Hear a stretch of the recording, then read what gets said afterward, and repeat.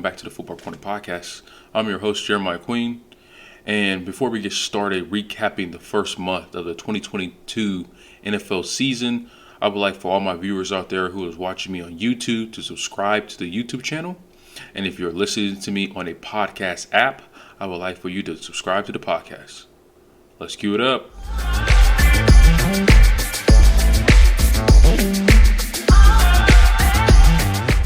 Alrighty, so to start off this episode, I want to talk about the most impressive player so far going to week 5 in the 2022 NFL season, and that will have to be Geno Smith.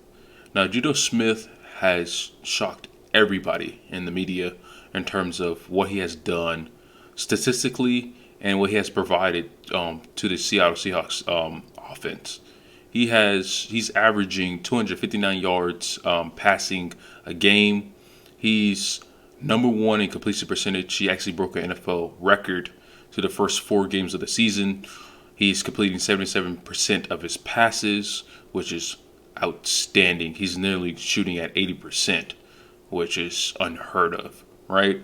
He's also top 10 in passing yards with a little over 1,000 passing yards. He has 6 passing touchdowns to 2 interceptions. That's not the worst. And also he has a 108 passer rating, which is top 5 in the league. And he's also top 5 in QBR.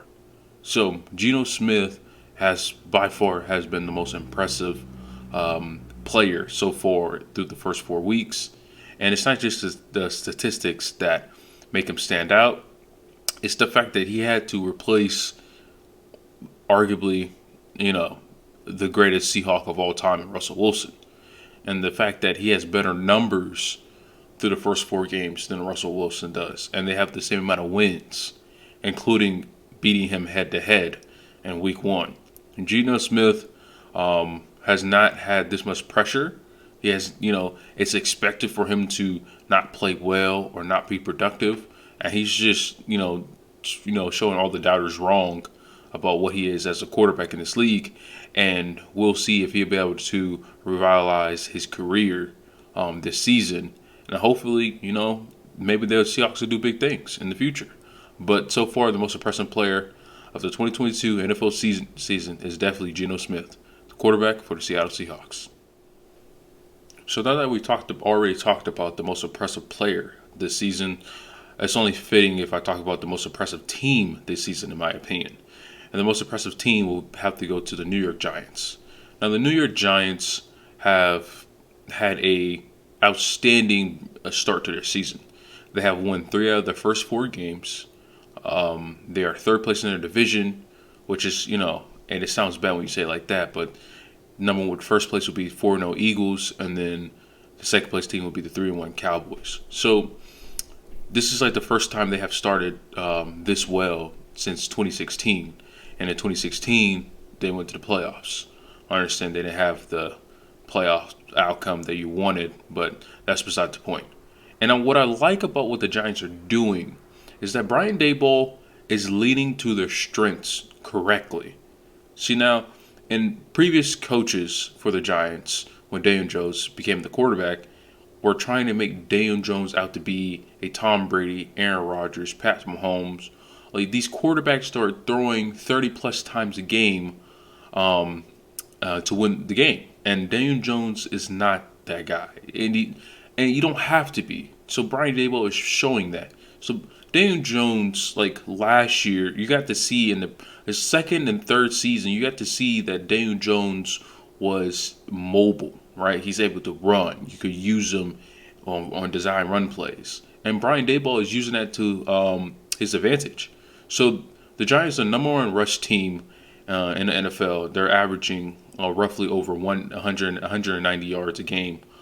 Even though they're not putting up a lot of points, but they have really good defense. Their defense only giving up roughly 17 points a game, even though their offense is only scoring 19 points a game. But that works. And they're not turning the ball over as much as they did in the past, because Daniel Jones is not throwing the ball 30-plus times a game.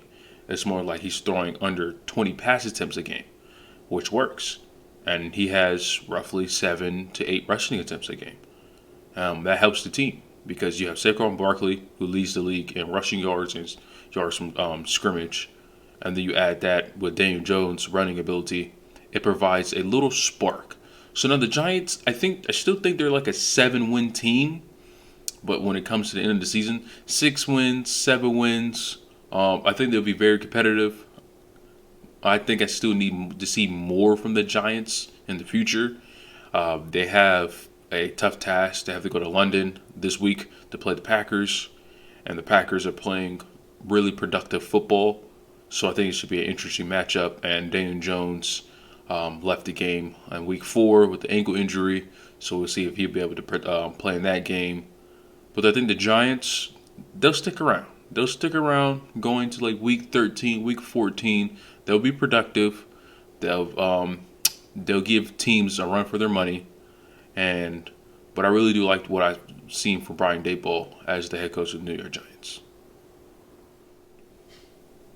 Alrighty, guys. So this is my favorite time of the episode where I make my weekly predictions. So this past week, I went 10 out of 16, 62% in my picks. Very proud of that. It's a step up. I've been hovering around 50% of my picks. So we're getting better. I'm getting more involved in understanding what the teams are going to be like in the future, so I can make a better determination of how the outcome of the games will go. Now, of course, you'll have some anomalies and some upsets that will happen, but it is what it is. So, as you can see right here, these are all my picks for week 5. I can't talk about all the games, but I do want to hit on some of the major games. So first game up I want to talk about will be Eagles at Cardinals. Now the Cardinals are at 500. Kyler Murray has been playing good and bad football as of late. Their 2 victories is because he made crucial throws in the fourth quarter so they'd be able to win ball games, and then in the 2 losses is he was just outmatched. I think the Eagles get another victory in this matchup. Eagles will start 5-0. They'll be the hunted, so to speak, because they're the only undefeated team. And everybody's power rankings, they're considered the best team because they played good all-around football. But I think this game could be very close. I think Cliff Kingsbury has something up his sleeve for the Eagles. Second matchup will be Sunday Night Football, Cincinnati versus Ravens. Ravens defense have not held as of late, but we also got to talk about the offense that hasn't been producing at the end of games too. So I understand they have gotten big leads on opponents, but it's hard for a defense to stop them for a whole second half and not let them score. You have to continue scoring, and they'll help you out in the back end. Cincinnati has come back in stride, so to speak. The way we saw them last year, they're being a little bit more productive. The turnovers are not happening as much. Their offensive line looks like they're coming together. Looks like they're meshing, gathering some chemistry to be able to protect Joe Burrow. I think it'll be a high-scoring affair, but I have the Ravens coming out with a close victory. And the final team I want to discuss will be Chiefs at Raiders. Raiders finally got their first victory. That was my pick that kind of sealed it up last week. I believe that the Raiders will win against the Broncos just because the Raiders had no choice. Your season would have been over. You would have been 0-4. You can't go 0-4. And now the Raiders have to play the Chiefs. And recently, the Raiders have been very competitive with the Chiefs over the past couple of years. I think the Chiefs win because the Chiefs are just a well-rounded team and they just play winning football.